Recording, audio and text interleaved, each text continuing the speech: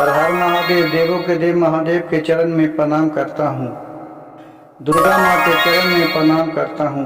सरस्वती माँ के चरण में प्रणाम करता हूँ। गणेश भगवान के चरण में प्रणाम करता हूँ। गुरु भाई गुरु बहनों के चरणों में प्रणाम करता हूँ। भाई गुरु बहन, कहानी बहुत ही अच्छा सुंदर है। कहानी को कृपया ध्यान से सुनिएगा और अंत तक सुनिएगा। कहानी को बीच में छोड़ के नहीं जाइएगा, नहीं तो कहानी समझ में नहीं आएगा। एक गांव में रोहन का दो लड़का था। एक का नाम था दिनेश और दूसरे के नाम था रमेश। दिनेश बड़का लड़का था। उसे पिताजी के साथ काम करने में बहुत मदद करते थे। वो पिताजी के साथ रहा करते थे और अपने छोटे भाई को बहुत देख रेख करते थे। दोनों पढ़ लिख के सियान हो गया। दिनेश है जो बहुत ही शांति विचार के बच्चा निकला। उसका लोग बहुत ही नाम लेता था। जबकि दूसरा भाई रमेश था, उस बहुत ही क्रोध विचार के लड़का निकला। वो तनिष्ठ में किसी पर गुस्सा दिखाते रहता था। उससे को चर्चा पूरा गांव में होने लगा। गांव भर के लोग कहे कि तुम तो रमेश को बहुत ही सर पर चढ़ा कर रखा है। इसी से दिनेश को वो एक बात भी नहीं मानता है। कम से कम बड़े भाई के तो लाज लिहाज उसको होना चाहिए, लेकिन नहीं लगता है कि बड़ा भाई है। और दिनेश है जो लग रहा है कि छोट भाई है, किसी भी चीज में इसको दबा के रखता है। लेकिन तो भी दिनेश बेचारा चुपचाप रहता है। इतना शांति दिमाग का है। सब कोई रोहन को बहुत ही दोष देने लगा कि तुम बाप है, तुम इसको बिगाड़ के रखा। दिनेश ने कहा ठीक है, समय आने पर हम आप लोग के जवाब देंगे। और रोहन एक दिन जंगल में निकल गया। जंगल में गया तो देख रहा है कि एक सुग्गा का बच्चा है जो दो बच्चा दिया हुआ है। वहां से दोनों सुग्गा के बच्चा को उतार के और ले लाया। वो छोटे छोटे था। एक को वो दे लाए साधु बाबा के पास कि बाबा लीजिए ने इस सुग्गा को तनी पोछिएगा। कहा कि ठीक है बच्चा रहने दो। अब एक सुग्गा के बच्चा था, उसको दे लाया डकैत के पास, चोर के पास। कहा कि भाई इसको तनी तुम देखभाल करना, कुछ दिन के बाद आऊंगा तो ले जाऊंगा। कहा कि ठीक है भैया। वो दोनों से उसका दोस्ती था। कुछ दिन उसी तरह बीता। एक दिन इसका घर में एक पोता हुआ रोहन के, तो उसी को बर्थडे था, छठियार था। तो छठियार में सबको निमंत्रण दिया और वहां से दोनों सुग्गा के अपने घर लेके पिंजरा में आ गया। और बाबा को, साधु बाबा के भी निमंत्रण दिया। और जो उसका साथी था डकैत, उसको भी निमंत्रण दिया कि आप लोग भी मेरे पोता के छठियार में आइएगा। कहे कि ठीक है। अब बोले कि जरूर आइएगा। सब अपने परिवार में न्योता दिया। कहे कि ठीक है।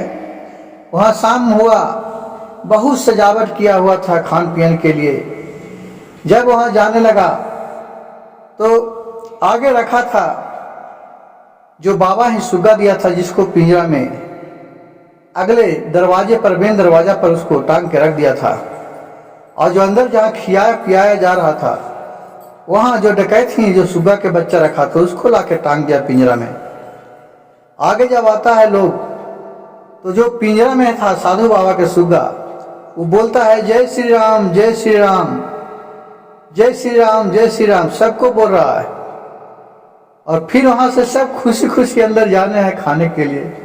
जब लोग वहां खाना खाते रहता है तो सुग्गा बैठ के देख रहा है, तो करे अरे कमीना कुत्ता लुच्चा भरवा, तुम लोग का यहाँ कमा के धर दिया है, ये खाने आ रहा है, खाने में शर्म नहीं लग रहा है। मार एकरा, मार, काटो एकरा, इसको मार, ढुको, मार लाठी, इसको चूर दो, उसको शर्म नाम की चीज नहीं है।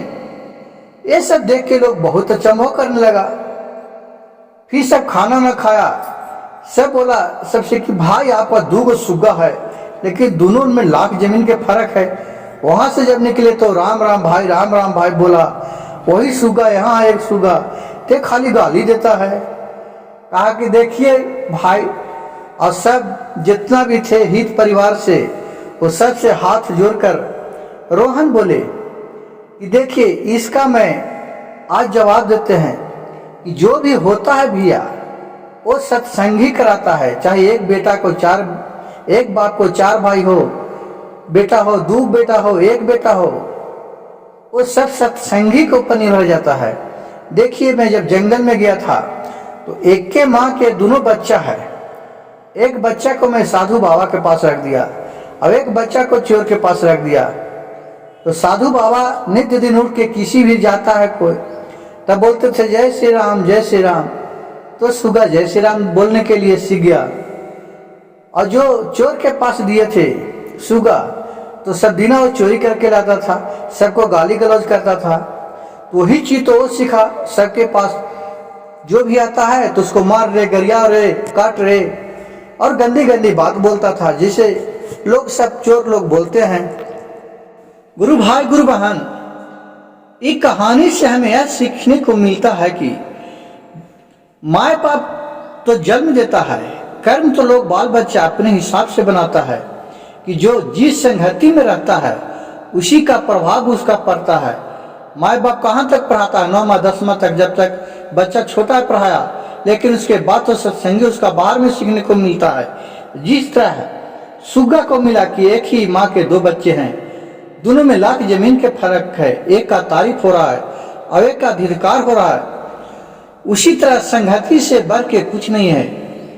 एक अच्छा बालक होता है कि जो अच्छे को सत्संग करता है वो अच्छा ही बुद्धि सीखता है, और जो बुरे का सत्संग करता है वो बुरा ही बुद्धि सीखता है। उसको अच्छाई समझ में नहीं आता है। उसको अगर अच्छा चीज कहेगा तो तुम ही पर आप गुस्सा हो जाए कि नहीं ये बहुत गलत चीज बोल रहे हैं, और जो सच्चाई है उसको अच्छाई कहिएगा तो उसको करने को लगता है कि नहीं ठीक ही सही बोल रहा है। जिस तरह आप लोग के ये सुगा के मैं प्रतीक दिया, गुरु भाई गुरु बहन, सब सत्संगी के ऊपर निर्भर करता है। जिस भी संगति में जौन जाता है उसका कुछ फात छोड़ ही देता है।